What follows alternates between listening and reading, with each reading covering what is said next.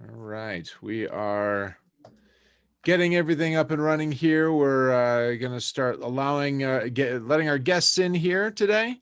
Welcome everybody, and if you'll bear with us for a few seconds, we're going through all of the necessary starting points here to get this up and running. We are seeing some folks show up. Brandon, Dave, Dean, how you doing? Jason, Jonathan, Lisa, I'm trying to keep up with all the names here. Welcome everybody to the community table session that we have going here today.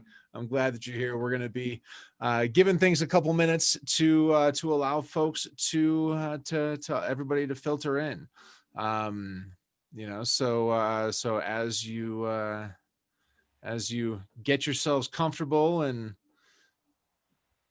get a grab your cup of coffee or whatever you need, whatever you're working with today.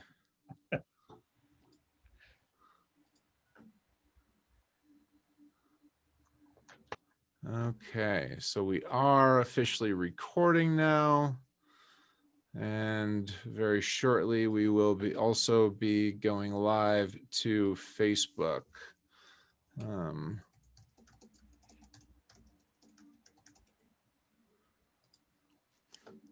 All right.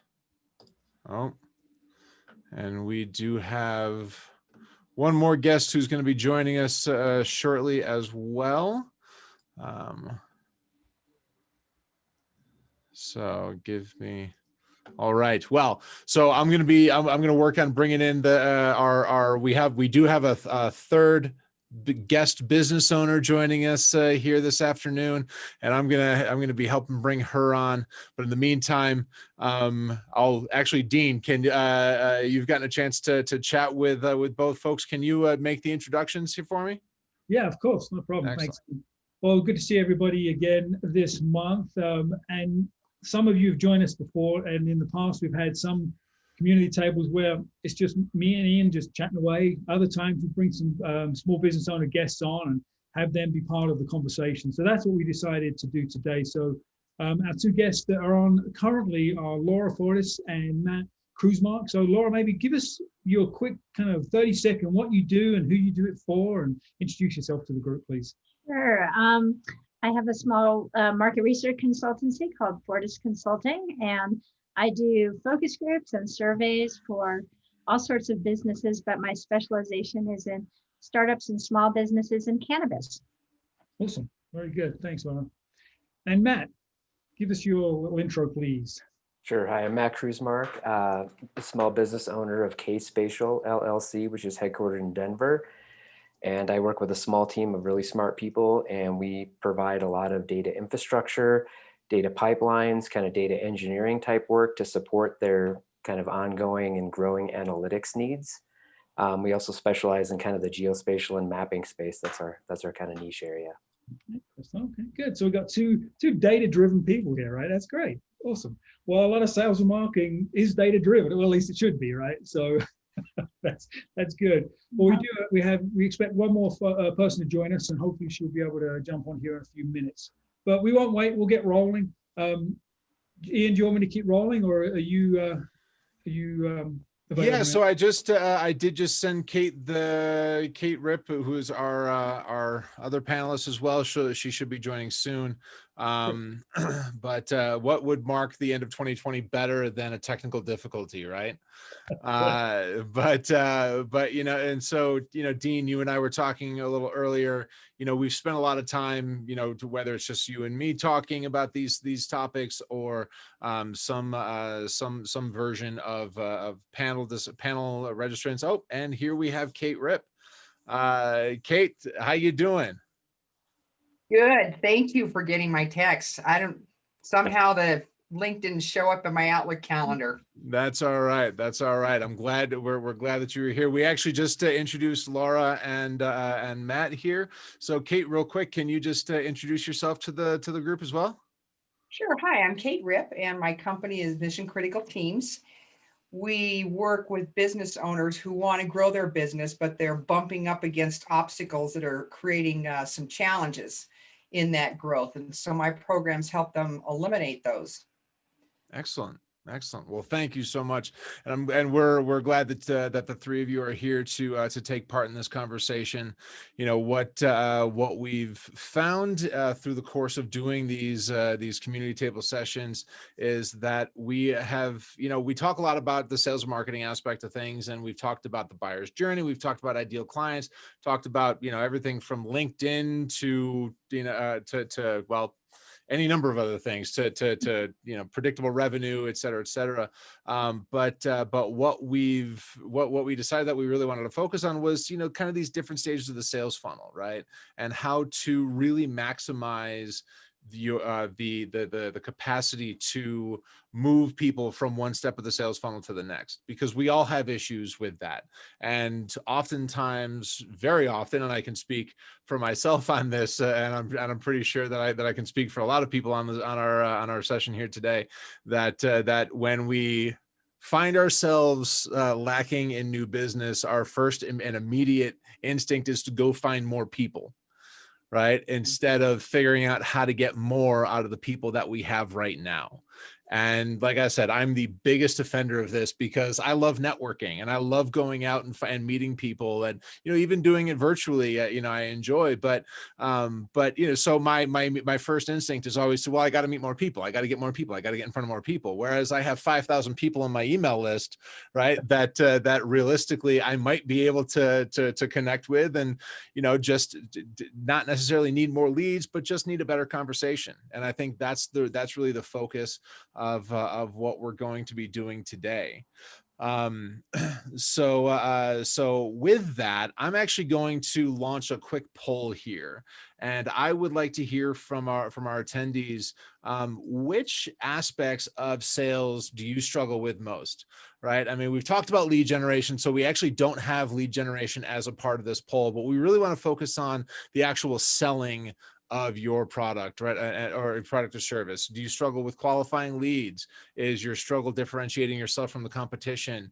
Maybe dealing with price is an issue. I know that that's something that we've talked about, and again, something that I've struggled with in the past as well. Or just closing deals, right? So you can kind of, it's a multiple choice poll here. So excuse me. And it looks like the vast majority of people have the biggest issue with qualifying leads, and which, Dean, I think this is going to this is going to make an impact. Well, actually, no, I take that back. Closing deals just took the lead. I feel like I'm calling a horse race here. But closing deals took the lead, qualifying leads is second, and then differentiating themselves from the competition is third. So all of which seem to kind of dive really into what we're talking about here today. So so Dean, I'll kind of pass it over to you, and you can kind of introduce the conversation a little bit, and we'll start going from there. Yeah, great. Well, thanks for doing that, Polly. And it's always interesting, right? You never know where people perceive their biggest challenge in sales is.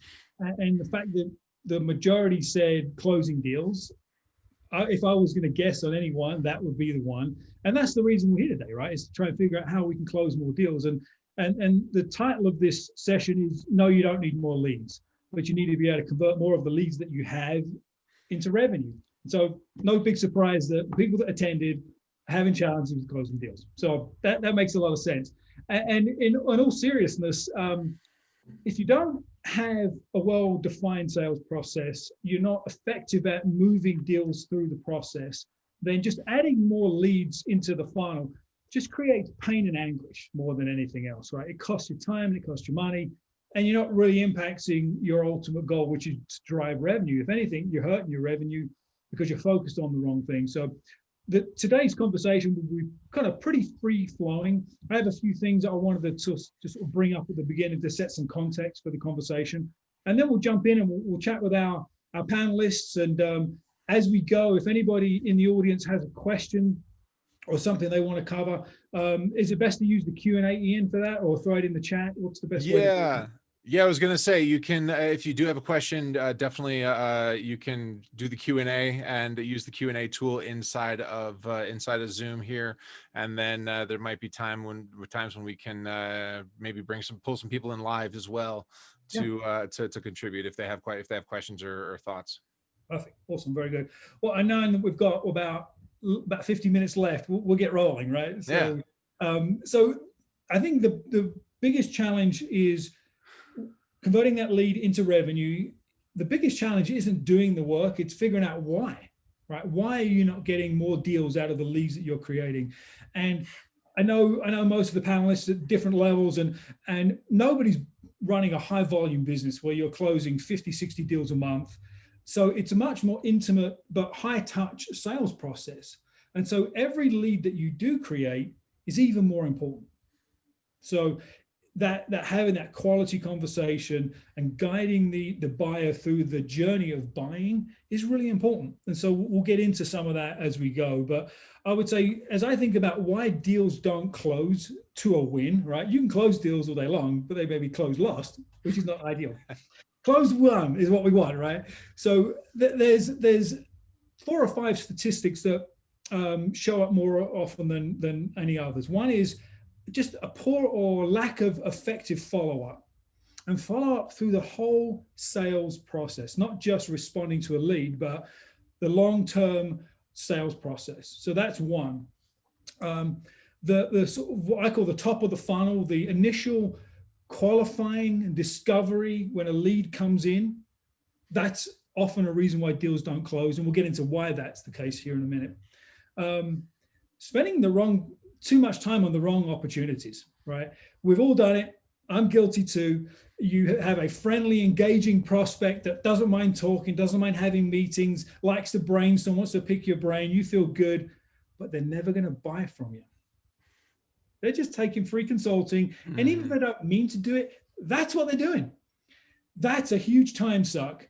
And it actually takes us off of our task of finding the right individuals that actually will buy. So that's a big one. And that also goes back to discovery.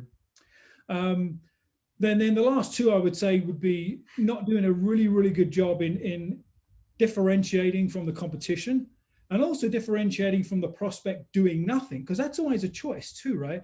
When we're in the B2B sales world, there's always an option for our prospect to just do nothing. And they don't always understand the impact of doing nothing. And it's our job to help them understand that. So that's another reason. And I would say the final one, and it's funny, I had this in my notes, and Laura brought it up when we were chatting before, is us. We kill deals, right? Our confidence in how we sell, how we present price, how we do our thing, right? How we communicate. We're the biggest deal killer of them all.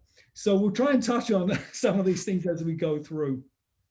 So that's what I think are the top 5 things why deals don't get closed. So that's the first thing that we'll get through. The other thing I wanted to bring up, just from a context perspective, is if you're going to look at each piece of how you sell, if you could pick one thing that's going to have the biggest impact on results, what would it be? And if you can define that, that's where you spend time improving your proficiency. And Salesforce did a study. Salesforce has access to billions of bytes of sales data. And they look at lead to opportunity as one kind of ratio, and then opportunity to winning a deal as a second ratio. And they have big companies that use Salesforce and small companies that use Salesforce. But the moral of the story here is that on average, only 13% of leads convert to opportunities, and only 6% of opportunities convert to deals. That's like a 1% closing rate from lead to close. That's really, really low. And so I believe that focusing on opportunity to deal activity is where you can really leverage your time. So if you've done a good job qualifying and disqualifying, and you've got legitimately qualified opportunities, opportunity to deal is where we need to spend our time improving our performance. And you can have a exponential impact on your bottom line when you do that. So there's some context for you guys. The goal here now is to sort of switch gears a little bit and maybe open it up to the panelists, and maybe tell us a little bit where you think your biggest gap in your selling proficiency is. So Laura, you and I talked at the beginning with Ian. tell us a little about where you struggle the most with selling. I'd say most of my struggle is in the closing the deal, but the psychological aspects of it really. I want to, there's an idealistic part of me that wants to be able to make my product or service available to everybody. And in doing so, I do myself a disservice financially because I diminish the value of my product if I decrease the price or say, hey, I know you can't afford it, but you really need market research. So I'm just going to give this to you anyway. I'm just, my idealism and my financial astuteness do not align all the time. And so that's where probably my biggest challenge is I need an agent or a Cyrano de Bergerac to tell me what to say in my ear. So if you have a solution like that, I'm really all ears. Yeah, I think that's a really a good example, right, of where we struggle. And many small business owners, you're in sales by situation and not by choice, right? If you could say, I'm just going to shop that out. I'm going to have somebody come in and do all my selling for me. Let me just do my thing. You'd be happy. I've got clients that have said that to me very recently, right? So, but that's not always the case. We can't always be in that situation. So, the what's between our ears, that limiting belief, that limiting thought process comes through in everything that we do and say, right? And so I would say the first thing is you can overcome your internal belief about what they can afford or what they're willing to pay, which maybe two different things, in a high quality discovery process, right? So I'm a big believer, you're a marketing researcher, you get this, right? The narrower your niche, the higher impact you can have, right? You can't be all things to all people. It doesn't work. And so actually narrowing your niche actually improves your ability to message and align and have impact with your audience. So if you are targeting people that are low budget folks, then you're going to get low budget opportunities. And so be allowing yourself to maybe even market upstream intentionally and give yourself the ability to say no, because if you're clear on your niche, it's really easy to say no to everything else, right? But if you want to help all small business owners, it's hard to say no to anybody. And so I see you smiling, right? Hopefully this is resonating. Develop your niche, get really clear on who that is. And the narrower it is, the scarier it feels, but the more effective it will be. Dean, one of the things that struck me, and I'm going to be your Ed McMahon today, and for anybody that remembers the Tonight Show, the original Tonight Show, but so one of the things that struck me specifically about what you were saying earlier is that with the discovery process, so somebody in a company like Laura's, that market research, right? It's very, it's something that everybody people probably think they can do it themselves, right? Well, I can go into SurveyMonkey too, right? Why should I hire somebody else to do it? And Laura, I'm guessing that you've gotten that conversation, I'm guessing you've heard that before, right? Oh yeah, that's just, it's like a knife in my heart. Right.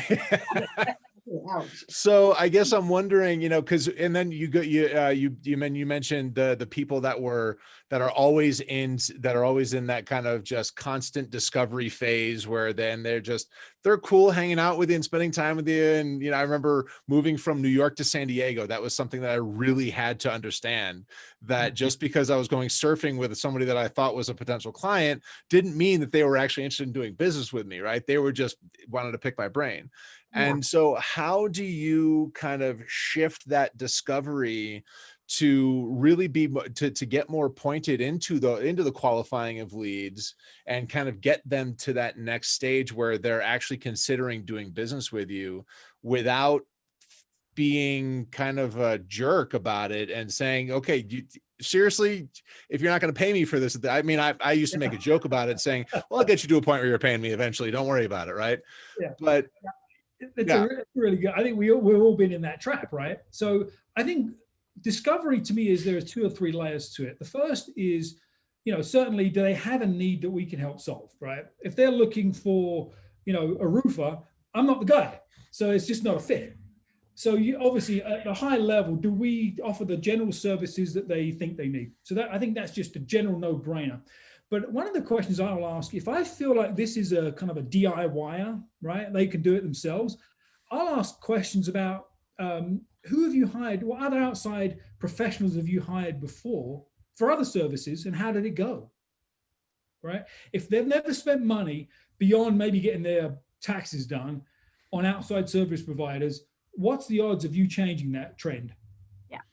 Probably pretty low, especially if they're a small business owner that's, you know, wearing the multiple hats. So for me, that's a quick disqualifier, because they don't even know what it's like to spend money on professional services. They've never experienced it. And so you come in with a, you know, a decent amount of money request, that's a really hard sell. And I would move them on, or send them to somewhere where they can learn how to do it themselves. Great. So then the next round, when they realize they didn't get what they needed out of their own, you know, efforts, they can come back perhaps. But there's always someone you can refer them to, or a resource you can send them to. So you're not just saying no, you're giving them another option. But to me, that's a really easy one. If they've never spent money on professional services, that's where I would start in that situation. And you can always sell like courses and things like that to that, you know, hey, if you want to learn how to do this on your own, here's a step-by-step walkthrough of how to do it. Right. I mean, there's countless people who do that as both a lead generator and as just a kind of an out for folks like that. Yeah, for sure. Because, you know, I think, you know, adding value, you can add value in so many different ways. So that to me is one level of doing it. The other is, I think we sometimes get too caught up in the issue that they're describing, and then what we think our solution is. And we don't spend enough time on the impact of that issue with the client, right? So they need more data for something, right? What's the impact around that, right? Get them to talk about the impact and not try and self-diagnose the problem, right? It's the old doctor. You don't go into the doctor and say, "Doc, I've got a pain here," and he says, "Here's a pill." He diagnoses. He doesn't talk about the location of the pain necessarily, but all the things that surround it. So we tend to spend a lot of time, we do a quick trying to understand what they need, and then we jump right into a solution. And we often are diagnosing the wrong pain. So spend some time talking about the impact of this issue. And again, maybe even it's the impact of if they do nothing. And if there's a low impact for doing nothing, why would they spend money? Especially if they're not used to spending money. So those are some of those sort of like general discovery questions or approaches you can take to sort of quickly, hopefully, get the tire kickers out the way so you can spend time on higher probability opportunities. You know, so Tim asked a question here in the chat, specific to qualifying. Do you use any or do you recommend any qualifying systems like the BANT system to get them to kind of maybe get off the dime and, you know, tell you if they're willing to spend it? I think BANT, there are some elements to BANT. So BANT is budget, authority, need, and timing. It's a little bit of, I think it's a bit of an older way of approaching qualifying.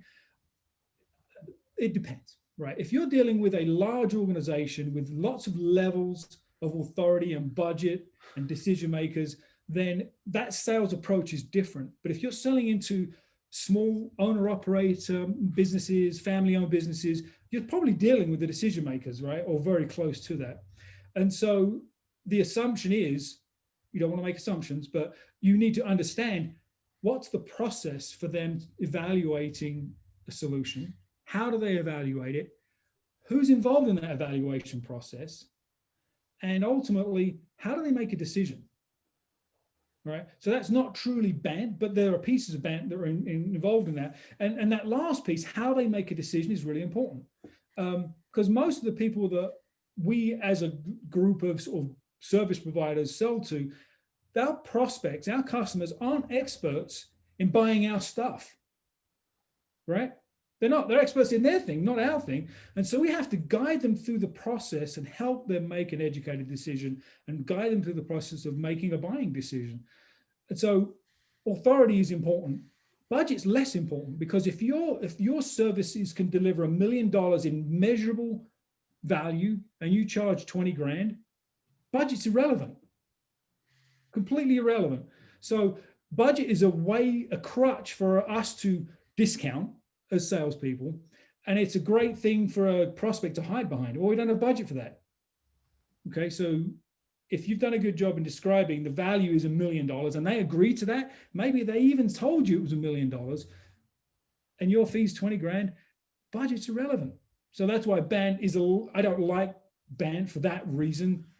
Need and timing come in the conversation too. So, you know, one of the things that I kind of pulled from that helps to kind of that I would imagine anyway would help to shift tire kickers into self-qualified buyers or no is identifying it as a decision, right? So the one thing out of the BANT thing, that BANT strategy, seems like the most important aspect of it is to identify authority, because you're identifying the fact that this is going to be a decision that you're going to have to make, right? So when Laura is talking to the owner of a cannabis company or whomever to actually, you know, and to determine, hey, this is what's going to happen, and this is, well, this is what I think this is what I think they need, this is what I think they're telling me, what have you, and she says, well, you could do market research for that. And instead of answering questions about what those are, kind of shifting the conversation to kind of a more clear, this is going to be a decision thing. Is this something that you're going to decide, or whatever? And I would imagine that it would shift it into a sales conversation. Does that seem accurate? yeah, I think that's the going back to how they make decisions and who's involved, right? Right. And asking those questions, we've all run across that thing where we thought we're right there at the finish line and they say, I need to run this by somebody else. And you're like, you didn't even know that person existed, but you probably didn't ask. How do you even go about making these kinds of decisions, Ian? Yeah. Ask the question directly. It's okay, right? You're not creating an objection. You're actually flushing out hidden objections that come down the road. So I think that sometimes we get afraid to ask some direct questions like, you know, what do you think this is going to cost you?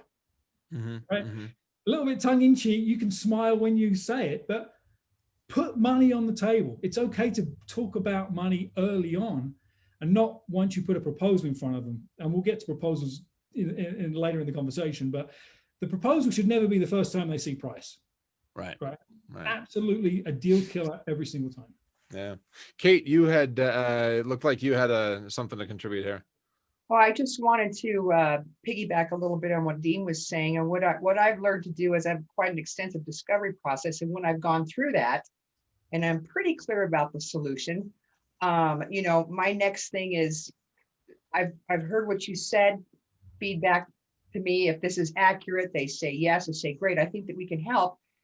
I have found, this is what I say to them, I have found, though, that talking to others in your decision circle can be really helpful, because before I present a solution to you, they're going to have different needs and perspectives. Will you make an introduction for me so that I can talk to them? And almost always it's yes, but if it's no, I'm done. If I can't get in front of the other people that I know are going to be in that conversation, then that tells me, that informs me how to be working with that client. And I have just learned to walk away from that. That one took a while, though.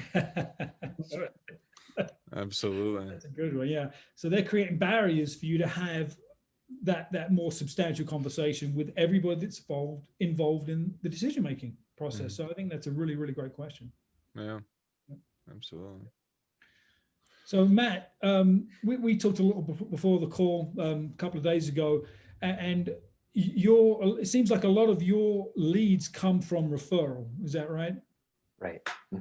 Or just people I know that I've known for a long time. So. Yeah, exactly. So they probably already know you, know kind of what you do. So it would seem like in your situation, you're not necessarily having to explain the benefits of what you do as much as why us. Is that a fair assumption, or is it a little different? Yeah, or I might meet them through another client that invited me to a conference to speak or something like that back in the days when you could get together at conferences. So a few clients that way as well. But generally, you know, I spent the first 10 years of my career very hands-on, and I spent the next 10 years of my career leading teams of really smart people, but typically small teams. And then now for the last 4 years, I tried to combine those two things And so for me, the very last thing that I want to do every day when I wake up is try to meet new people to sell to. Hey, man. So when you think about your sales process, where do you feel like you could use improvement in converting that introduction, that referral into a paying customer? Yeah, I think a lot of the things that you guys have discussed already have resonated with me. So, being able to demystify things a little bit more would be good. So my messaging, again, I don't think that I'm giving a messaging of what we do enough to really continually refine it. Also, Dean, your comments about niche really resonate with me.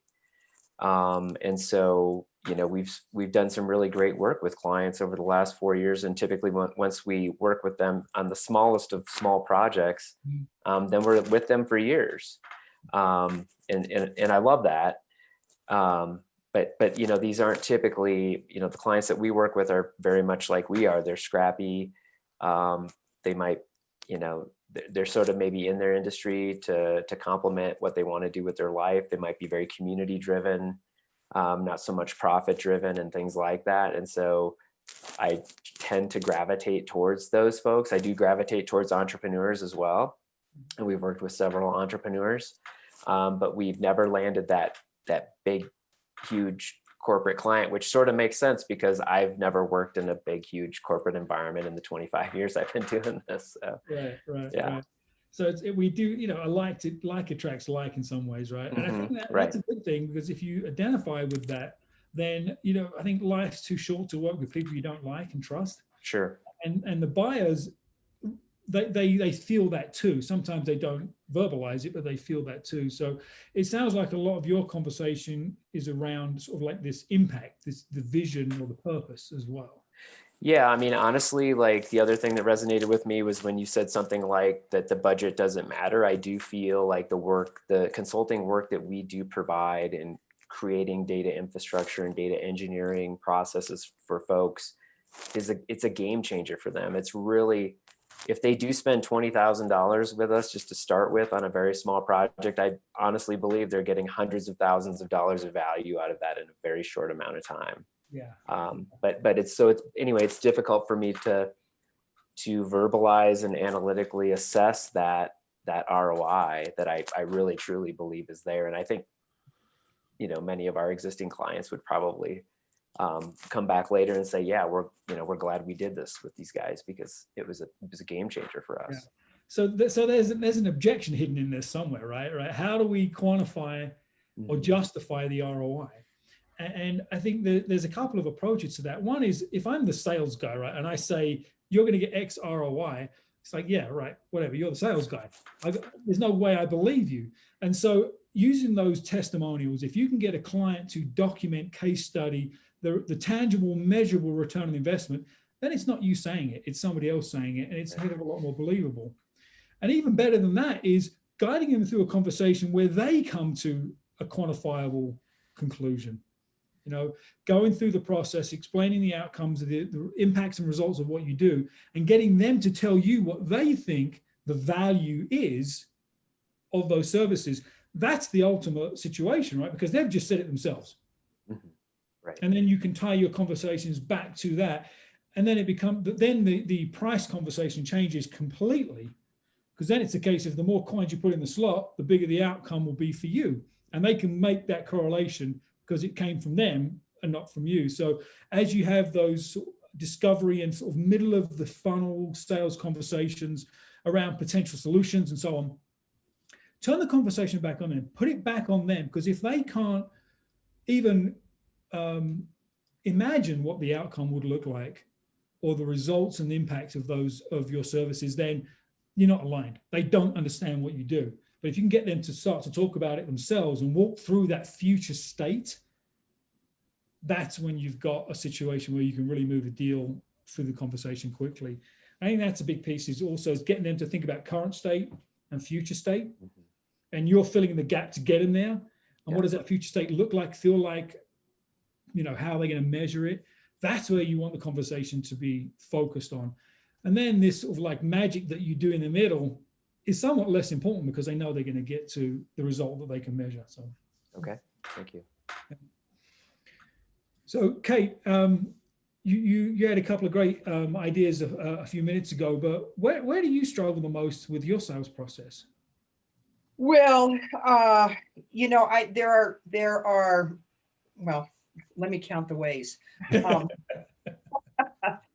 the first one, though, I'm getting better at this. I get networking, building relationship fatigue, especially now that I'm doing more on LinkedIn. I know my niche. I'm crystal clear on that.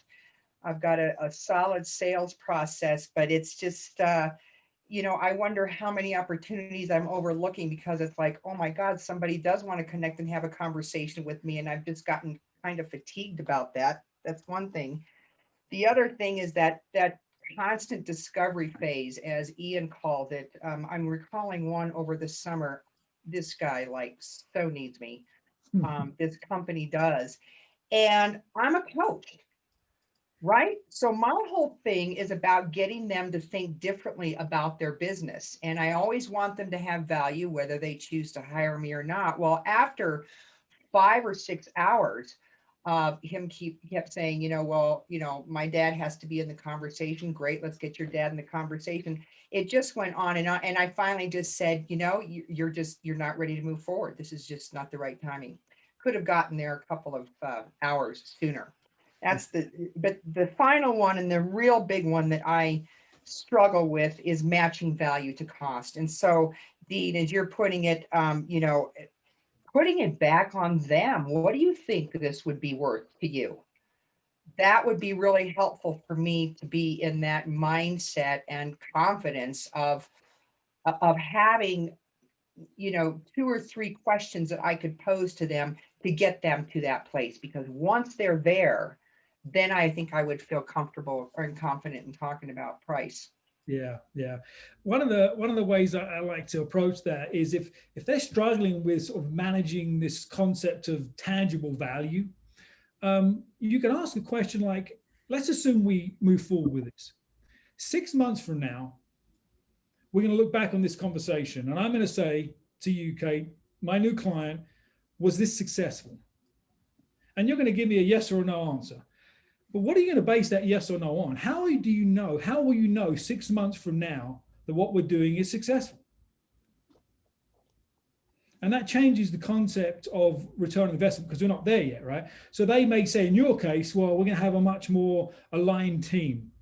We're going to have clearer goals and visions to get to that next level of growth. We're going to have a plan in place, right? So those are the things that they're going to measure that are successful. And it had nothing to do with growing sales or adding employees or reducing turnover.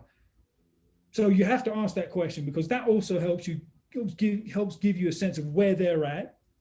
So if you can get them to describe what success looks like, then the follow-up question is, how will that success impact your business? How are you going to measure the impact of that success on your business? Right. So now you start to quantify. And now all of a sudden it's like, well, if we do this, we can reduce turnover.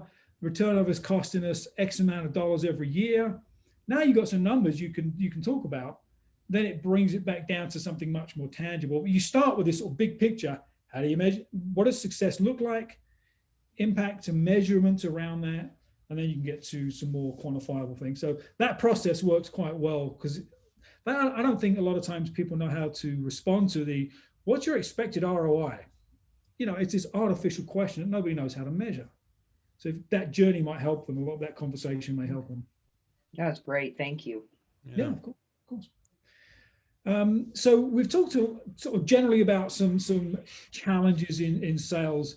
While price didn't come up in the poll, and it's sort of come up in this conversation, I actually think price has a bigger impact on our confidence in selling than we realize.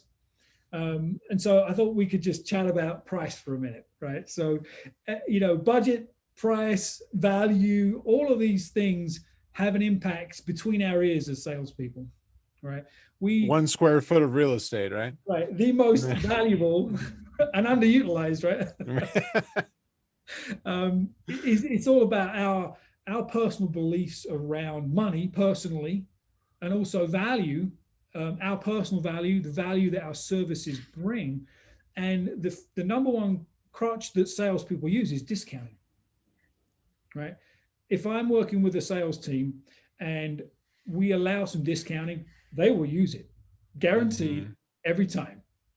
But if you put some kind of gate in there, some levels of authority, they have to go get a permission to use a discount, then they tend to not use it as much because it's not worth the hassle. They're just going to try and sell it and move on.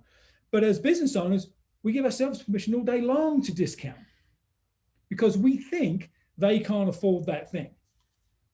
And so we subconsciously discount, we cut our price, and then the prospect asks for a discount and we give them a little more, and we got a client, and then we say, crap, I just totally undersold myself. It happens every day. We've all done it. And so I believe that if you followed some of the things we've talked about and you present the cost is the cost, right? Doesn't matter if it's more or less than they thought. So one of the responses often is you deliver your even if it's a range, and this is one technique I like to use, I'll give them a range, a really wide range. But the lower end of that wide range is still close to my actual price. Because if you give somebody a range, which end of the range do they remember? The low end. The low end every time. So let's say the range is 15 to 30,000 bucks. And I know my price is about 15 grand. You get to see what their reaction is, right? You're not guaranteeing anything, but you get to see their reaction. If they say, well, I've only got 5,000 bucks to spend, then you can have a scope conversation. But when they say that's more than I thought it would be, there's a really big difference between that's more money than I can spend and that's more money than I thought it would be. The first is a real, assuming they're not lying, that's a real thing that you have to deal with. They don't have the money to spend. The second is I thought it was more, that's more than I thought it would be. That's not a no. That's not a no. And that's not an instant, oh, I need a discount. The response to that is okay. Okay. Let them react to you. Don't react to them. So if you've done a good job in understanding value and all of those things, you've presented your price with a range to get their reaction, then you have a place to have a conversation from, right? And I think that's I think that's a really important point to remember, is letting them actually, especially when you're having a conversation with a prospect, because, when we get uncomfortable, all of us, almost all of us talk more, right?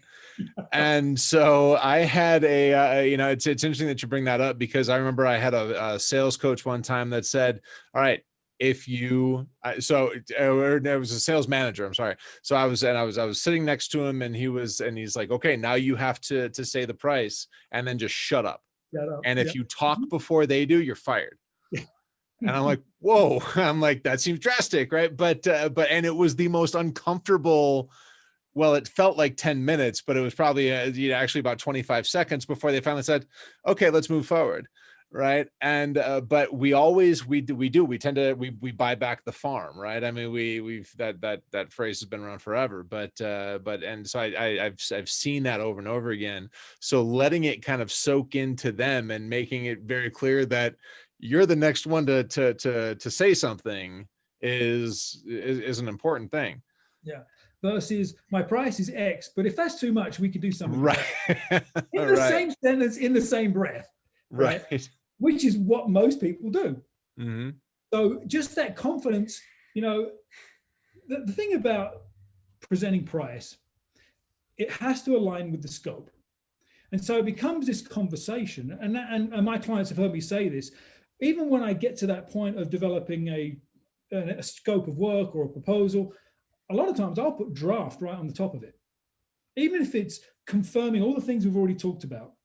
And the reason it's a draft is it gives the prospect the opportunity to discuss it. It's not a yes or no, a go or no go, a black or white. It's a discussion. Because if we really have to reduce the price, let's see what we need to do to cut some scope. Mm-hmm. If we don't cover everything in the scope that they expected, we can do that, but it would increase the price. Mm-hmm. So it goes both ways. So there's like there's steps to this process in presenting price, but it really comes down to, like I said, between our ears, but Yeah, not right. black or white. So we talked a little bit about, and one of the things that we did discuss about this session today was this pretty powerful method that you've developed called the Theta Method. And I do have a blank PDF version of the Theta Method that I can share with everybody. If you give me the thumbs up on that, Dean, I'll push it out. So to all panelists and attendees, you'll see in the chat, there is a link to a download, and you can click on that link to download the PDF version of this Theta Method and excuse me, and kind of talk through and follow along as we go through this, because a lot of what we've talked about and today, Dean, kind of comes back to the reason that from what it seems to me anyway, the reason that you kind of created this, because it kind of covers a lot of these things right off the bat, right? Yeah, for sure. So this came out of an ongoing exercise with a client. They were a software company, and they sold into a really competitive marketplace. Their end user customer was or is retail, the large retail chains, restaurants, hospitality. You know, a lot of those are struggling right now, but nonetheless. So that was their selling environment. And what we found was the business development folks were doing a pretty good job qualifying. They were doing a pretty good job sort of guiding the sales process, but the wheels fell off sort of lower down in the sales conversation, where they were really getting into the weeds. They were trying to differentiate from the competition and trying to explain kind of the secret sauce of what we did versus the other guys. So that's where the Theta process came from. And so Theta stands for, the T is their after state, the prospect's after state. The H is how we do it. How do we deliver our value? The E is explain how it's better. The T is tell a proof point. And the final letter, the A, is ask a trap set question. And we'll spend some time on trap set questions because that's a tough one. It's a tough thing to hone that skill and really understand it. But why don't we do this? Ian, you and I have talked about this prior to the call. Yeah. We can kind of walk through this, and you'll be my guinea pig here. Yeah, and I can actually share my screen. I've got my kind of working, excuse me, my working document up here as well. Awesome, perfect. Yeah. So let's for the audience's sake, I'm assuming that most people know what Mission Suite is, but let's just tell the audience what Mission Suite is so they understand. Mission Suite is a CRM and sales automation software platform, uses automation and email marketing and full bore CRM as a tool to help drive sales efforts forward for sales teams, business owners, and salespeople. Awesome, thank you. So as you're talking to the prospect, the goal is for them to get somewhere. There's an accomplishment, a goal with buying some kind of CRM. So in this particular example, what's the after state, the future state they're looking for? Yeah, so in this one, I was, and of course we have a number of different client profiles that we pursue, and each one has their own strategy behind it. But you know, in this one, I was imagining talking to sales managers, VPs of sales, people who are leading sales teams, 5-10 people, 5-10 person sales teams, and their frustration is that it's as a sales leader. And, you know, raise your hand if you've ever been a sales leader and have experienced this. It's next to impossible to get your salespeople to use your CRM unless you make it a mandatory requirement of, you know, you're being rated on this on a regular basis, right? So it's really challenging to use it because salespeople often find it to be more of a hindrance. So the conversation here is going to the VP of sales to basically say, listen, by using Mission Suite, you will end up with better insight into your sales forecast and salespeople activity with a more effective sales organization and more revenue because your salespeople are going to be using this thing. Right. I mean, it's a more, because they'll actually, their after state is they have people who are actually using the system to put in their information, and I'll talk about all the other stuff, but that's the after, right? And so they're going to get better insight into what's going on in the sales side of the business. So their after state is high adoption, right? People who use the system. There's all these benefits of why and the outputs, but we all know data in, data out, right? So So that's the after stage, high user adoption, right? Your reps will find it easy to use, and therefore we use it. Now, there's other components to that, like training and so forth, but nonetheless, that's the desired out, the after stage. So, so as you represent Mission Suite, you need to be able to demonstrate that this thing is easy to use. Now, the fact that it's software is pretty handy, right? You can show. Right. If it was a services business, it's a little different. So maybe there would be a case study or an example or a testimonial that you can use. But in your case, how would you show it's easy to use? Well, we give a full demo of the system, usually 45 minutes to an hour of actually spending time in the system, showing people, you know, kind of right off the bat, hey, listen, your salespeople can work straight from the dashboard and still power all of your automation, still power all of the reports that you need without having to go to do a deep dive into it, right?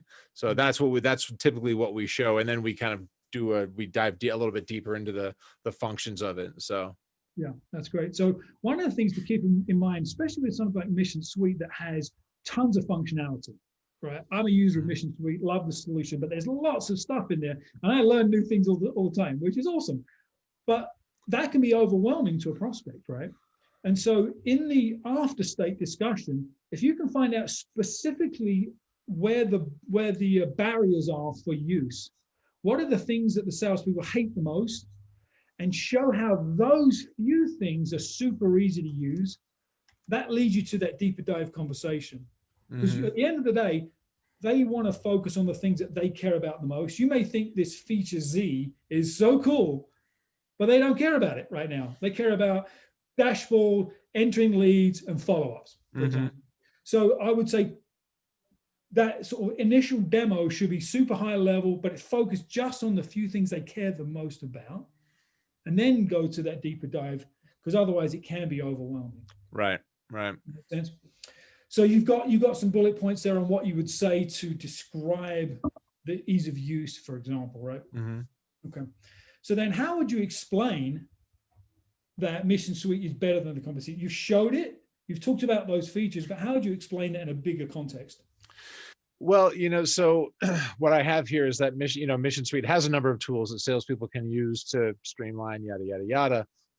But really what it comes down to is that, you know, they're going to see value out of it, and they're going to see pretty quickly how it can help them close sales, how it can help them set meetings, build relationships, you know, I mean, and nurture relationships using that automation. Because even if you're using a spreadsheet, we can meet you where you are, and, you know, so, and connect your spreadsheet to it, so you can keep using your spreadsheet, but your prospects are still going to get automated emails from you, and you're still going to get a reminder to go and give them a call a few days later. So as salespeople start to see that and realize, oh, this is actually pretty helpful, then all of a sudden, you know, salespeople, what I found in my life anyway, is that salespeople use anything as long as it's going to help them actually close deals. Totally. Right. And so it doesn't matter what you're using, we can probably connect to it, get you set up with it so that your salespeople can actually get the job done. Cool. Awesome. Well, and one thing to keep in mind is that we're at that point in the sales process where we should have already asked the question about competition. So we know who we're being compared to.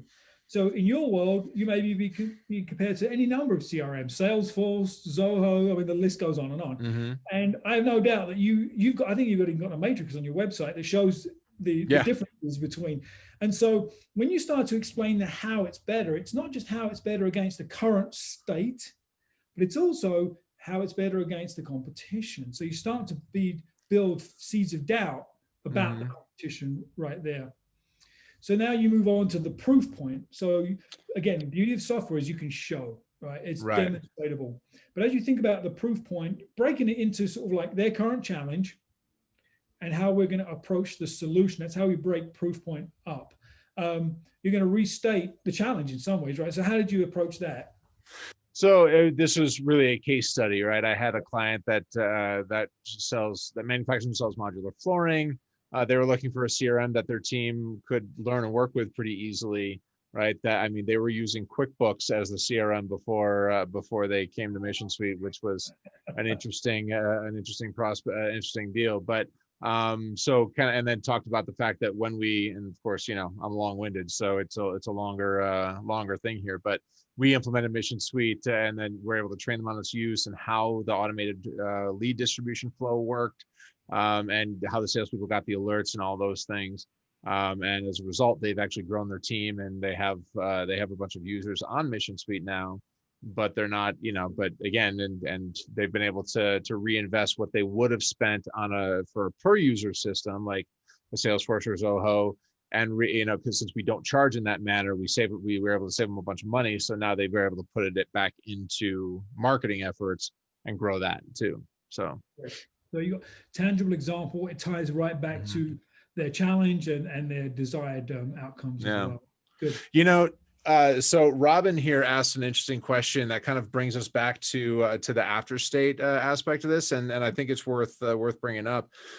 He was asking if we think that prospects are usually clear about what they actually want their after state to be, or you know, do they really do they seem to really actually understand their problems, or are they just reacting to symptoms rather than addressing the cause?